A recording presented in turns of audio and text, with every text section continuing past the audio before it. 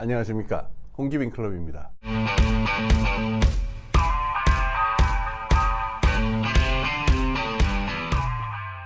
우리는 아직도 대통령을 왕으로 헷갈리고 있는 경우가 많습니다. 언론 매체에서는 대통령의 권력을 놓고 대권이라는 표현을 아직도 쓰고 있고요. 지난번 대통령 선거 때는 어떤 대통령 후보가 손바닥에다 왕자를 새기고 다니기도 했습니다. 요컨대 아직도 우리 한국인들의 의식 속에서는요, 이 은연중에 대통령을 왕으로 여기는 경향이 있습니다. 국민들뿐만 아니라 정치인들, 심지어 대통령 본인들조차 그렇게 생각하는 경향이 왕왕 나타납니다. 대통령은 왕이 아닙니다. 그리고 대통령 선거는 5년짜리 왕을 뽑는 자리가 아닙니다. 선출된 대통령인 스스로를 왕으로 여겨서도 안 되며, 또 자신에게 주어진 권력을 왕의 권력으로 착각해서도 안 됩니다. 이런 기초적인 사실을 잠깐 되새겨보는 시간을 가질까 합니다. 왕이라는 한자는 이 도끼를 뜻하는 갑골문에서 나왔습니다. 모든 이들의 생사열탈권을 쥐인 절대 권력자, 아마 이런 뜻이겠죠. 그렇다면 이 권력은 어디서 나왔을까요? 설문해자라는 책에 보면요, 왕이란 하늘과 땅과 사람을 하나로 잇는 초월적인 존재다, 이런 해석이 나옵니다. 실제로 중국, 한국, 일본 등에서는 왕이란 기본적으로 제사를 드려서 하늘하고 직접 통할 수 있는 신비한 존재다, 이렇게 여겨져 왔던 것도 사실입니다. 이러한 사정은 사실 서양도 크게 다르지 않습니다. 고대 그리스에서 왕을 불렀던 이름, 그러니까 바실레우스라고 하는 말은요, 이 신성한 법률의 수호자, 이런 뜻을 담고 있습니다. 중세 유럽에서 쓰였었던 왕을 뜻하는 말, 즉 렉스, 이 말은 하나님의 정의를 지키는 자이다, 이런 뜻이었습니다. 왕은 지상세계에서의 신의 권한대행자다 라고 주장하는 이른바 왕권 신수설은 뭐 더 말할 나위도 없겠죠. 절대주의 시대에는요, 짐이 곧 왕이니라, 그러니까 레타세모아, 이런 논리가 나오는데 이것도 사실 근본적으로 다르지 않습니다. 왕을 초월적인 존재로 보는 겁니다. 대통령도 한 사람이 엄청난 권력을 쥐고 국가기구 전반을 좌우한다, 이거는 왕하고 대단히 비슷합니다. 하지만 이러한 권력을 갖게 되는 근거는 왕하고는 전혀 다릅니다. 이 점을 이해하기 위해서는요, 이 프랑스의 정치사상가였던 장자크 루소, 이 사람이 이야기한 일반 의지라는 개념을 이해할 필요가 있습니다. 루소가 말하는 일반 의지는 흔히들 말하는 이 국민들 다수의 합의, 이거하고는 전혀 다른 개념입니다. 다수의 합의라고 하는 거는 사실 서로 이해관계가 상충하게 되어 있는 이런저런 집단들의 특수의지가 서로 싸움을 벌여서 나온 결과물에 불과합니다. 짧게 얘기하자면 승자가 된 집단의 특수의지에 불과합니다. 반면 국민들 전체의 이해와 그것을 관철시키는 의지는 분명히 존재한다고 장자크 루소는 말하고 있습니다. 이렇게 다수가 된 이해 집단의 특수의지를 넘어서는 국민들 전체의 이해와 의지를 나타내는 말, 이 말이 바로 일반 의지라는 말입니다. 예를 들어 보겠습니다. 교육개혁이나 연금개혁과 같이 여러 이익 집단이 충돌하는 아주 민감한 주제들이 있죠. 이런 주제들을 토론에 붙이면요, 그 결과는 이미 답이 정해져 있는 것이나 마찬가지입니다. 숫자와 힘에 있어서 가장 큰 집단이 결국 승리를 거두게 되어 있다, 이런 얘기입니다. 하지만은 국민 전체의 이익과 의지라는 관점에서 봤을 적에 이런 큰 집단의 의견하고 반드시 일치하라는 법은 없지요. 이러한 국민들 전체의 일반적인 이익과 그것을 지향하는 일반 의지, 이걸 담지하는 존재가 바로 대통령이라고 할 수 있습니다. 미국이나 프랑스나 한국처럼 이 강력한 권력을 가진 대통령제를 채택한 나라들에서는요, 바로 이러한 일반 의지를 구현하고자 하는 장치로서 대통령제가 존재하는 것이라고 말할 수 있습니다. 의회의 선거가 있지만 그것만으로는 부족합니다.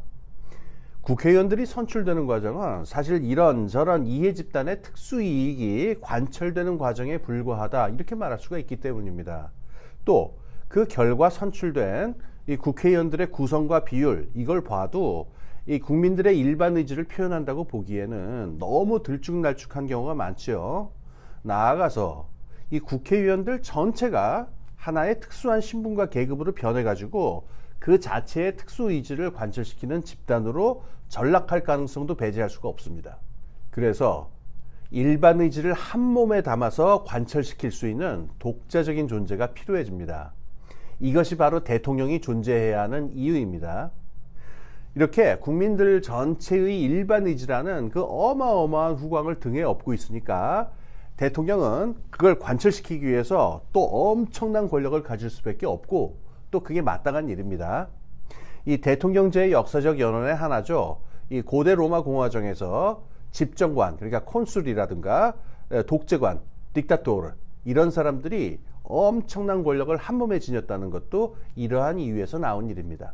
이렇게 엄청난 권력을 가졌다는 점에서는 대통령이 전통시대의 왕하고 비슷하지만 그 권력의 기초가 무슨 신성한 어떤 것이 아니라 바로 우리 국민들의 일반 의지에 있다는 점에서 대통령은 왕과 달리 전혀 초월적인 존재가 아니고요. 아주 유한하고 아주 세속적이고 심지어 보잘것없는 존재이기까지 합니다.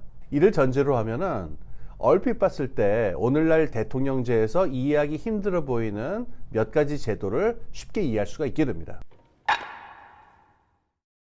먼저 엄청난 권력의 측면으로 이 거부권이라는 개념을 한번 생각해 보겠습니다.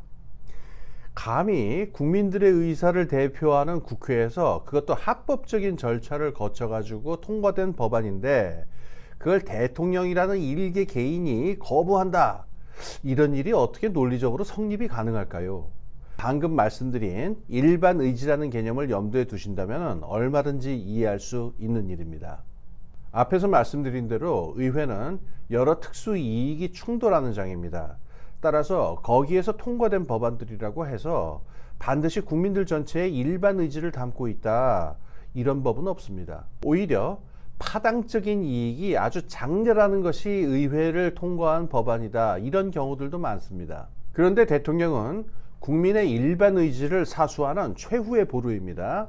따라서 대통령으로서는 자신의 양심과 이성에 비추어서 정말로 이 법안이 국민의 일반 의지에 거스르는 것이다 이렇게 판단이 될 경우에는 다시 심의해달라고 국회에 요구할 권한을 당연히 가질 수가 있습니다. 이는 군주제에서 왕이 쥐는 거부권과는 전혀 다른 성격의 것입니다. 그냥 자기 권한이니까 마음대로 행사해도 되는 것 아니냐, 뭐 기분 나쁘다, 뭐 이러면서 막 휘둘러 댈 수 있는 그런 게 아니라는 얘기입니다. 감히 국회에 맞설 때에는요, 그것이 왜 일반 의지, 즉 국민의 이익에 합치되는 것인지 혹은 배치되는 것인지 명확하게 설명할 수 있어야만 합니다. 그런데 이걸 명확하게 설득력 있게 납득시키지 않고서 거부권을 남발하게 되면요, 이건 대통령제를 훼손하는 일이 되고요, 사실상 5년짜리 왕처럼 행동하게 되는 겁니다. 다음으로 이 여론조사와 지지율에 대한 이야기입니다. 많은 대통령들이 이 여론조사에 민감하게 반응하는 것을 보면서 의아하게 여기시는 분들이 꽤 많습니다. 법으로 임기가 보장된 대통령인데 뭐 지지율 같은 걸 가지고 일희일비할 필요가 있을까요? 실제로 자신은 지지율에 개의치 않는다, 뭐 이렇게 명시적으로 밝히는 대통령도 있으니까요. 임기가 보장된 5년짜리 왕인데 백성들이 뭐라고 생각하든 거기에 자꾸 신경 쓰다 보면은 무슨 왕노릇을 할 수가 있겠느냐, 뭐 이런 생각인 것 같습니다. 그렇지 않습니다. 대통령이 그 자리에 있는 것은 국민들의 일반 의지를 관철시키라고 있는 것입니다. 물론 일반 의지를 여론조사 및 지지율하고 무조건 똑같은 것으로 동치시킬 수는 없겠습니다. 하지만 결코 무관한 것이다 이렇게 말할 수도 없습니다. 왜냐하면 무작위의 국민 다수 대중이 평가가 지지율이라는 것으로 나타나게 되어 있으니까요. 실제로 지지율이 30%대 이하로 떨어지게 되면요, 이 관료 조직이나 공무원들은 물론이고요, 국정 전반에 대한 대통령의 장악 능력이 현저하게 떨어지고 위기를 맞게 되어 있습니다. 대통령은 임기를 보장받았을지는 모르겠지만은 권력까지 왕처럼 보장받은 것은 아닙니다. 항상 불안하고 도전에 처하게 되어 있습니다. 다음으로 탄핵제도입니다. 이 대통령을 5년짜리 왕하고 헷갈리는 분들이 가장 불편해하고 이해하지 못하는 제도가 바로 이 탄핵입니다. 국회의원들 따위가 뭉쳐가지고 감히 왕을 쫓아낸다니, 이건 뭐 사실상 옛날 영국이나 프랑스에서 있었던 왕을 축출했던 시민혁명과 같은 상황이 아니냐. 혁명을 법으로 제도화하는 게 어디 있느냐. 거의 시민혁명하고 동일한 것으로 놓는 이들이 꽤 많습니다. 하지만 대통령은 왕이 아니고요, 탄핵 또한 시민혁명이 아닙니다. 대통령이 엄청난 권력을 한 몸에 지니게 되는 이유가 일반 의지를 수호하고 관철시키는 존재이기 때문임을 우리가 기억할 필요가 있습니다. 그런 권력을 지닌 그가 만약 일반 의지에 맞서는 존재가 될 경우에는 공화국에서 가장 위험한 공공의 적 제1호가 될 수밖에 없다. 이걸 기억할 필요가 있습니다. 하지만 이렇게 위험한 존재가 되어버린 절대 권력자를 축출하려고 해도 그 과정에서 또 한 번 엄청난 혼란이 벌어지게 되겠지요. 그래서 미국 헌법을 제정했던 이들은 혼란을 최소화하면서 그러한 권력자를 권좌에서 제거하는 방식으로 이 탄핵이라는 제도를 만들었던 것입니다. 물론 의회에서 탄핵을 의결한다고 해서 대통령이 곧바로 쫓겨나는 것은 아닙니다. 또 경우에 따라서는 탄핵을 의결한 의회가 되려 이 국민들의 일반 의지를 어기는 집단이다, 이렇게 정죄를 당하는 일도 있습니다. 하지만 적어도 기억해둬야 할 것은요, 대통령이 자기의 특수 의지를 내세워 가지고서 법과 일반 의지에 명시적으로 반대되는 행동을 할 경우에는 탄핵은 헌정 질서를 유지하기 위한 필수적인 장치가 된다, 이 점입니다. 대통령은 왕이 아니기 때문입니다.